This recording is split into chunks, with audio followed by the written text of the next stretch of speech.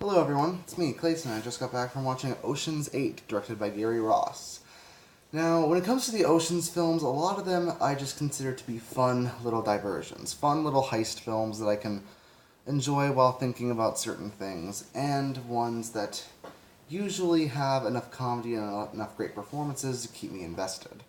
And this is no different. It just so happens that all of the heistees are played by women this time. So, there's that. But let's get to the story, shall we? The story is set sometime after the original Ocean's movies, where Debbie Ocean, Danny Ocean's sister, has been let out of jail, and she decides to assemble a group of women in order to essentially steal a huge necklace that's worth $150,000. She gets her best friend Lou. She gets a hacker named Nineball. She gets someone named Constance that's good with her hands. She gets a fashion designer named Rose and a bunch of other characters together in order to steal a necklace that's on the neck of a very famous actress. Now, when it comes to the cast of this film, a lot of what works in the film is because of them. Sandra Bullock does a great job as Debbie Ocean. She kind of fits into that role, and you can totally buy that she's related to Danny Ocean in a way. Also, some of the individual members of the team were pretty fun too. I especially liked Helena Bonham Carter as Rose, even though I think she's kind of playing the same shtick over and over with these movie choices, just the weird girl of the group. I don't know, maybe it's because I've watched a lot of Tim Burton movies too. Constance I thought was really cool. I think Aquafina is really entertaining as her, and she has some really good moments and lines in the film. And Nineball is probably my favorite, which is odd considering how bad Rihanna's acting was in Battleship.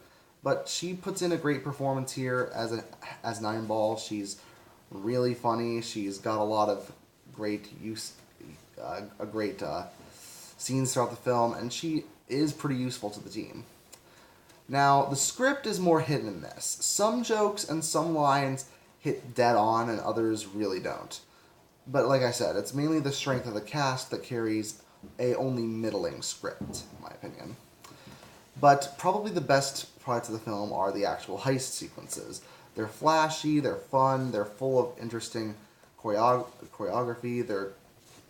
A lot of them are planned out pretty effectively, and it's interesting to see these plans either succeed or almost fail throughout. It does what a good heist film should. It keeps the audience invested, and it introduces twists and turns that you may or may not expect. Now, if there was a problem with the film, I'd say that the ending takes a bit too long to get to the credits.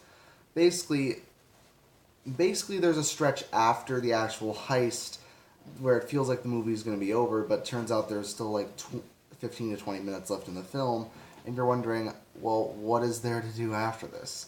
Sure, there's some wrap-up work to be done, but it feels like that wrap-up work takes up a little too long. Not that it's a long movie, it's really only less than 2 hours, but it feels like it could have been trimmed down like 10 or 15 minutes. Like they put certain scenes that don't add much in just to increase the film to a longer feature length. Also, the film has a lot of jokes centered at Vogue and the fashion industry, so unless you're into that sort of thing, that's not really going to be your cup of tea. Personally, I found some of the jokes funny, and Wintour is a cameo that I genuinely laughed at, but other cameos throughout the film will really only work if you're a fan of the Grand Metro Ball, or if you follow celebrities a lot. Some of them I understood, some of them I could tell were just not for me. But overall, Ocean's 8 is a pretty effective film, and in my opinion, it actually does work as a heist film. And it might have a few flaws here and there, but it does work. I give Ocean's 8 a 7.5 out of 10. See you next time.